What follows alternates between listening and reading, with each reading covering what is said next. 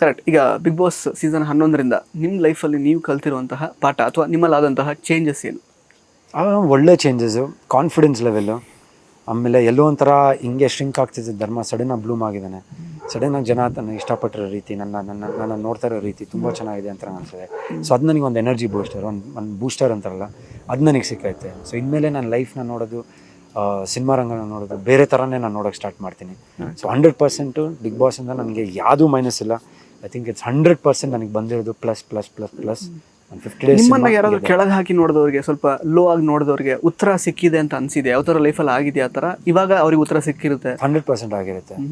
Big boss ಮನೆ ಅಂತಲ್ಲ, ಕೆಲವರು ಆಚೆ ಕಡೆನೂ ನಾನು ಒಂದು ಇದರಲ್ಲಿ ಹೇಳಿರ್ತೀನಿ, ಒಂದು ಇದು ಬರುತ್ತೆ, ಒಂದು ಪ್ರಕ್ರಿಯೆ ಬರುತ್ತೆ, ಒಂದು ಚಟುವಟಿಕೆಯಲ್ಲಿ ಮಾತಾಡಬೇಕು.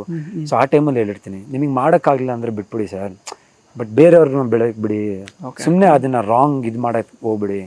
ಏನದು ಲೈಕ್ ಸುಮ್ಮನೆ ನೆಗೆಟಿವ್ ಆಗಿ ಮಾತಾಡೋದು, ಅವ್ನಿದಿಲ್ಲ, ಅವ್ನದಿಲ್ಲ, ಅವ್ನ ಮಾರ್ಕೆಟ್ ಇಲ್ಲ, ಅವ್ನದು ಅವ್ನು ಸಿನಿಮಾ ಓಡ್ತಿಲ್ಲ, ನಿಮಗೆ ಇಷ್ಟ ಇಲ್ಲ ಅಂದರೆ ಬಿಟ್ಬಿಡಿ, ಬಟ್ ಬರೋರ್ನ ತಡಿಬೇಡಿ. ಅವ್ರು ಕೆಲವೊಬ್ಬರು ಪರ್ಟಿಕ್ಯುಲರ್ ಆಗಲ್ಲ, ಕೆಲವರು ಎಲ್ಲೋ ಒಂದು ಕಡೆ ಅವ್ರಿಗೆ ಮಾಡೋಕ್ಕೆ ಇಷ್ಟ ಇಲ್ಲ, ಬಟ್ ಸುಮ್ಮನೆ ಏನೋ ಒಂದು ಬಿಡ್ತಾ ಇರೋದು. ಸೊ ಅವ್ರಿಗೆ ಆಮೇಲೆ ಕೆಲವೊಬ್ಬರು ಇದ್ದಾರೆ, ಎಲ್ಲೋ ಒಂದು 1 or 2 ಪೀಪಲ್ ನನಗೆ ಇಂಡಸ್ಟ್ರಿಯವರಲ್ಲ, ಇಂಡಸ್ಟ್ರಿಯಿಂದ ಆಚೆ ಇರೋರು. ಸೊ ಅವ್ರಿಗೂ ಒಂದು ಆನ್ಸರ್ ಸಿಕ್ಕಿರುತ್ತೆ, ಹೌದಪ್ಪ ಏನು ಮಾಡ್ತಾನೆ ಬಿಡೋಲ್ಲ, ಇನ್ನೇನೋ ಒಂದು ಅಚೀವ್ ಮಾಡ್ತಾನೆ, ಒಂದೇನೋ ಒಂದು ಮಾಡ್ತಾನೆ ಅಂತ. ಸೊ ಅವ್ರಿಗೂ ಒಂದು ಆನ್ಸರ್ ಕೊಟ್ಟಿದ್ದೀನಿ ಇಲ್ಲಿ. ಇದು ಬಿಗ್ ಬಾಸ್ ಮುಖಾಂತರ ಅವ್ರಿಗೂ ಒಂದು ಆನ್ಸರ್ ಕೊಟ್ಟಿದ್ದಾರೆ. ಅವರೇ ನೋಡ್ತಾ ಇದ್ರೆ ಈ ಥರ ಒಂದು ಜನ ಇಷ್ಟಪಡ್ತಾ ಇರ್ತಿದ್ದು, ಈ ಥರ ಒಂದು ಚಿಕ್ಕದಾಗ ನಂಗೊಂದು ಫೇಮ್ ಸಿಕ್ಕೈತೆ. ಸೊ ಧರ್ಮ ಅವರನ್ನು ಅಂಡರ್ ಎಸ್ಟಿಮೇಟ್ ಮಾಡಿದ ಜನಗಳು ಇದ್ದಾರೆ ಹಾಗಾದ್ರೆ ಲೈಫಲ್ಲಿ? ಸಿಕ್ಕಿದೆ ಬೇಕು ಅಂತ ಅಂಡರ್ ಎಸ್ಟಿಮೇಟ್ ಅಲ್ಲ, ಇಲ್ಲ ಕಣ್ಮುಂದೆ ಮಾಡಿರಲ್ಲ ಇಲ್ಲ, ಬಟ್ ಎಲ್ಲೋ ಒಂದು ಕಡೆ ಆಯಿತು. ನನಗೆ ಕೆಲವು ಎಕ್ಸಾಂಪಲ್ಗಳಿದೆ, ಕಷ್ಟ ಅಂತ ಬಂದಾಗ ನಂದು ನಾನೇನೋ ಮಾರಿದಾಗ, ಇಲ್ಲ ಕೊಟ್ಟಾಗ, ಇಲ್ಲ ಇನ್ನೊಂದು ಆ ಡೌನ್ ಫೇಸ್ ಆಗಿದ್ದಾಗ ಎಲ್ಲೋ ಒಂದು ಕಡೆ ಮಾತಾಡ್ತಾರಲ್ಲ. ಸೊ ಅವ್ರಿಗೆ ಎಲ್ಲೋ ಒಂದು ಕಡೆ ಒಂದು ಆನ್ಸರ್ ಸಿಕ್ಕೈತೆ, ಮತ್ತೆ ಬರ್ತಾನೆ ವಾಪಸ್, ನಿನಗೆ ಅದಿದೆ, ಕೆಪಾಸಿಟಿ ಇದೆ, ಕುಗ್ಗಿಲ್ಲ, ಮಾಡ್ತಾನಂತ. ಸೊ ಐ ಥಿಂಕ್ ಇದ್ರ ಮುಖಾಂತರ ಐ ಥಿಂಕ್ 100% ಒಂದು ಆನ್ಸರ್ ಕೊಟ್ಟಿದ್ದೀನಿ ಅವ್ರಿಗೆ. ಆಮೇಲೆ ನಾನು ಯಾರಿಗೂ ಆ್ಯಕ್ಚುಲಿ ಚಾಲೆಂಜ್ ಮಾಡೋಕ್ಕೆ ಹೋಗಲ್ಲ, ಯಾಕಂದ್ರೆ ನನ್ನದೇ ಆದಂಥ ಒಂದು ಪ್ರಪಂಚ, ನನ್ನದೇ ಆದಂಥ ಒಂದು ಲೈಫ್ ಇದೆ, ನನ್ನದೇ ಒಂದು ಲೈಫ್ ಸ್ಟೈಲ್ ಇದೆ.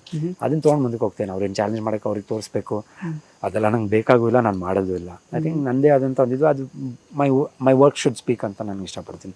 ನನ್ನ ಕೆಲಸ ಇನ್ನು ಮುಂದೆ ಐ ಥಿಂಕ್ ನನ್ನ ಕೆಲಸ ಮಾತಾಡಬೇಕು. ಓಕೆ. ಈಗ ಸೊ ನಿಮ್ಮದು 2ನೇ ಇನ್ನಿಂಗ್ ಶುರು ಆಗ್ತಾಯಿದೆ. ನೀವು ಹೇಳಿದ್ರಿ ಒಬ್ಬೊಬ್ಬರು ಟೈಮಿಂಗ್ಸ್ ಒಂದೊಂದು ಥರ ಇರುತ್ತೆ ಅಂತ. Life has given U second chance at 40 ಈಗ. ಸೊ ಪಾರ್ಟ್ನರ್ ಯಾವಾಗ ಜೊತೆಗೆ ಸಿಗ್ತಾರ ನಿಮಗೆ? ಇವಾಗ ಏನಾಗೈತೆ, ದೇವರು ಒಂದು ಫೇಸಲ್ಲಿ ಒಂದೊಂದು ಬಾಗಿಲು ತೆಗಿತಾರೆ. ಇದು ಒಂದು ಬಂತು ನಿಮಗೆ ನವಗ್ರಹ, ಅಥವಾ ಇಲ್ಲಿಂದ ಒಂದು ಸ್ಟಾರ್ಟ್ ಮಾಡೋದು. ನೆಕ್ಸ್ಟ್ ನನಗೆ ಒಂದು ಆಪರ್ಚುನಿಟಿ ಬಾಗಿಲು ಅಂತ ಕೊಟ್ಟಿದ್ದು, ಒಂದು ಬಿಗ್ ಬಾಸ್ ಅಂತ ಒಂದು ಆಪರ್ಚುನಿಟಿ. ಸೊ ಕೆಲವು ಚಾನ್ಸ್ಗಳು ಕೊಡ್ತಾರೆ. ಐ ಥಿಂಕ್ ಇದು ಒಂದು ಮೇಜರ್ ಚಾನ್ಸ್ ನನಗೆ ಕೊಟ್ಟಿದ್ದು. ನನಗೆ ಒಂದು ಮೇಜರ್ ಇದು ದೇವರು ಅನ್ಕೊಂಡ್ಬಿಟ್ಟು ನನಗೆ ತೊಗೊಳಪ್ಪ, ಇದು ನೀನು ಚೆನ್ನಾಗಿ ಆಗು ಅಂತ ಒಂದು ದೇವರು ನನಗೆ ಒಂದು ಅವಕಾಶ ಕೊಟ್ಟಿದ್ದಾರೆ. ಇಲ್ಲಿಂದ ಒಂದು ಇದು ಓಪನ್ ಆಯ್ತು. ಸೊ ಇಲ್ಲಿಂದ ಇನ್ನೊಂದು ಫೇಸ್ ಆಫ್ ಲೈಫು, ಮದುವೆ ಅನ್ನೋದು ಖಂಡಿತ ಯೋಚನೆ ಮಾಡೇ ಮಾಡಿ. ಒಂದು ಕಡೆ ಹೇಳಿದ್ರೆ 2024 ಆಗ್ತೀನಿ ಅಂತ ಒಂದು ಸಂದರ್ಶನದಲ್ಲಿ. 2024 ಆಗೋಯ್ತಲ್ಲ, 2025ನಲ್ಲಿ I think I have to think of it. ಯಾಕಂದ್ರೆ ತಂದೆ ತಾಯಿಗೂ ಆಬ್ವಿಯಸ್ಲಿ ಆಸೆ ಇರುತ್ತೆ, ನಾನು ಸೆಟ್ಲ್ ಆಗಬೇಕು, ಮದುವೆ ಆಗಬೇಕಂತ. ಸೊ ಆಬ್ವಿಯಸ್ಲಿ ಆ ಜರ್ನಿನಲ್ಲಿ ನನಗೆ ಯಾರು ಬೆಸ್ಟು, ನನ್ನ ಕಂಪ್ಯಾಟಬಲ್ ಪಾರ್ಟ್ನರ್ ಅಂತ ನನಗೆ ಹೆಂಗೆ ಯಾವ ಥರ ಹೆಂಗೆ ಸಿಗ್ತಾರೋ ಅದು ಸಿಕ್ಕಿದಾಗ 100% ಆಗ್ತೀನಿ. Okay, thank you so much Dharma ಅವರೇ, ಇಷ್ಟು ಸಮಯ ನಮಗೋಸ್ಕರ ಕೊಟ್ಟು ಮಾತಾಡಿದ್ದಕ್ಕೆ. ಸೊ ನಮ್ಮ ನ್ಯಾಷನಲ್ ಟಿವಿ ವೀಕ್ಷಕರಿಗೆ ಏನು ಹೇಳಕ್ಕೆ ಇಷ್ಟಪಡ್ತಾರೆ? ಎಲ್ಲ ನ್ಯಾಷನಲ್ ಟಿವಿ ವೀಕ್ಷಕರಿಗೂ ಮೊದಲನೇದಾಗಿ ಥ್ಯಾಂಕ್ ಯು ಸೋ ಮಚ್. ಪ್ರತಿಯೊಬ್ಬರು ನನಗೆ ಯಾರು ನನಗೆ ವೋಟ್ ಮಾಡಿದ್ದೀರಾ, ಸಪೋರ್ಟ್ ಮಾಡಿದ್ದೀರಾ, ನಾನು ಇನ್ಸ್ಟಾಗ್ರಾಮಲ್ಲಿ ಕಮೆಂಟ್ಸ್ ಮಾಡಿದ್ದೀರಾ, ಆ್ಯಂಡ್ ಒಳ್ಳೊಳ್ಳೆ ಕಮೆಂಟ್ಸ್ಗಳು ಬರ್ತಾಯಿದೆ. ನಿಜವಾಗ್ಲೂ ಒಂದು ಮನೆ ಮಗ ಥರ ಎಲ್ಲರೂ ಆಕ್ಸೆಪ್ಟ್ ಮಾಡ್ತಾಯಿರೋ ಅಂತ ನಾನು ಕೇಳ್ತಾ ಇದ್ದೀನಿ. ಎಲ್ಲ ಕಡೆ ಬರ್ತಾಯಿದೆ ರೆಸ್ಪಾನ್ಸಾಗೆ. ಒಂದು ವ್ಯಕ್ತಿತ್ವ ಬಿಟ್ಟು ಆಟ ಆಡಿ ಒಂದು ಒಳ್ಳೆ ಹೆಸರು ತೊಗೊಂಡು ಆಚೆ ಬಂದಿದೆ ಅಂತ ಥ್ಯಾಂಕ್ ಯು ಪ್ರತಿಯೊಬ್ಬರಿಗೂ.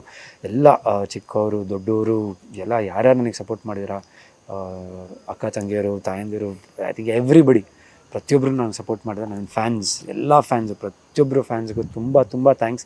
ಆ್ಯಂಡ್ ದರ್ಶನ್ ಸರ್ ಅವರ ಫ್ಯಾನ್ಸ್, ದರ್ಶನ್ ಸರ್ಗೆ, ಆಮೇಲೆ ಅವರು ಡಿ ಬಾಸ್ ಫ್ಯಾನ್ಸ್ ಅಂತ ನಾವೇನು ಕರಿತೀವಿ, ಐ ಥಿಂಕ್ ಸುಮಾರು ಕಮೆಂಟ್ಸ್ಗಳು ನೋಡಿದ್ದೀನಿ. ಐ ಥಿಂಕ್ ಪ್ರತಿಯೊಬ್ಬರನ್ನು ಸರ್ಗೆ ಯಾವ ಥರ ಒಂದು ಲವ್ ಆ್ಯಂಡ್ ಅಫೆಕ್ಷನ್ ತೋರಿಸಿರ, ನನಗೂ ಒಂದು ಒಳ್ಳೆ ರೀತಿಯಲ್ಲಿ ಸಪೋರ್ಟ್ ಮಾಡಿರ, ಥ್ಯಾಂಕ್ ಯು. ಆ್ಯಂಡ್ ಪ್ರತಿಯೊಬ್ಬರಿಗೂ ಥ್ಯಾಂಕ್ಸ್.